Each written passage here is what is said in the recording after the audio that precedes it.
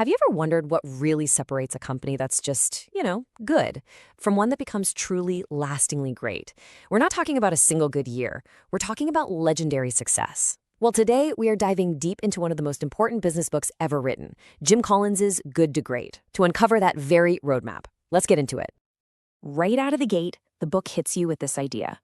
Good is the enemy of great. Just let that sink in for a second. It's that feeling of being good enough that so often stops companies and, honestly, even us as people, from reaching for something more. That comfort zone, that's the real trap. So, this is the big question Collins and his team obsessed over for 5 years. They sifted through thousands of companies to find just a handful that made that incredible leap from pretty good to absolutely amazing. And, this is the important part, stayed there for more than 15 years. And what they found? Well, it pretty much flipped conventional wisdom on its head. So where do you even begin this journey to greatness? You'd probably think it starts with some genius strategy or a world-changing new product, right? Nope. Collins found that the very first, most critical step is all about the people. It's first who, then what. Get the right people on your team first, and then you figure out where you're all going to go. It's the complete opposite of how most of us think.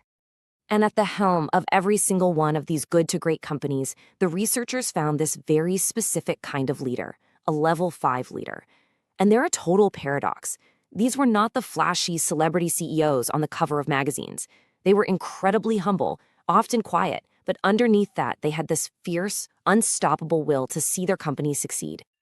And their mindset is perfectly captured by this idea of the window and the mirror. See, when things are going great, these leaders look out the window to give all the credit to their team or even to good luck. But when things go south, they look straight into the mirror and say, "This is on me." It is the polar opposite of the typical ego-driven boss who takes all the credit and passes all the blame. This all leads to that famous bus metaphor. You got to get the right people on the bus and, just as importantly, get the wrong people off the bus. Then, and only then, can you figure out where to drive it. The idea is that if you have a bus full of amazing people, they'll be motivated just by being on the journey together. It really hammers home that central idea. Who is always, always more important than what? Okay, so you have the right people on the bus. The next phase is all about disciplined thought. Now, this is not about chanting positive affirmations. It's the opposite. It's about having the guts to confront the cold, hard facts of your situation, and then using that brutal honesty to find your laser focus. This idea is named after Admiral Jim Stockdale, who was a prisoner of war in Vietnam. He said the first prisoners to die were the optimists, the guys who kept saying, "We'll be out by Christmas." They died of a broken heart. Stockdale, on the other hand, survived because he balanced two things: absolute, unwavering faith that he would get out, paired with the discipline to face the harsh reality of his situation every single day. Great companies have that same duality. Now, to find that focus, great companies act like a hedgehog. There's this old parable. The fox is cunning and knows a million tricks, but he's always defeated. Why? Because the hedgehog knows how to do one big thing perfectly: defend itself. Great companies are hedgehogs. They simplify a complex world into one single, powerful, guiding idea. So how do you find your one big thing? You have to find the sweet spot where these three circles overlap. First, what can you be the absolute best in the world at? And be honest. Second, what drives your economic engine? What's your key metric for success? And third, what are you and your people deeply passionate about? Right there in the middle, where all three meet, that's your hedgehog concept. Let's make this real. Look at Walgreens. They figured out their hedgehog concept. Be the best, most convenient drugstore with a simple metric of profit per customer visit. That's it. And they executed on it relentlessly. Meanwhile, their rival, Eckerd's, was like the fox, chasing different ideas, growing without focus. And in the end, they got acquired. It's a perfect example of the power of that simple, focused concept. All right, we've got disciplined people and disciplined thought. The third and final piece is disciplined action. And this is so important. This isn't about a ruthless dictator at the top barking orders. It's about creating a culture where everyone is disciplined. In this kind of culture, you don't need tons of rules because you've hired self-disciplined people. They get freedom and responsibility, but it's all within the framework of that hedgehog concept. Everyone is almost fanatically devoted to it. And here's a big one. They have a stop doing list. They are ruthless about cutting out anything that doesn't fit in those 3 circles. Now, this next finding might just blow your mind, especially today. What about technology?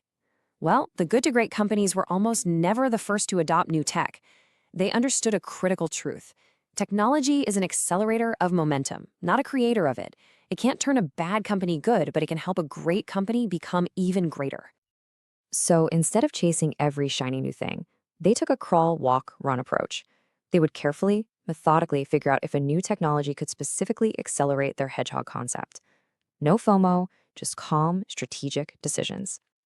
And that brings us to the final beautiful metaphor that ties this entire thing together, the flywheel. This explains what the journey from good to great actually feels like on the inside. Picture a gigantic heavy metal flywheel, and it's your job to get it spinning. Your first push barely moves it. You push again and again. You're pouring all your energy into it, push after push, always in the same direction. It's exhausting, and for a long time it feels like nothing is happening.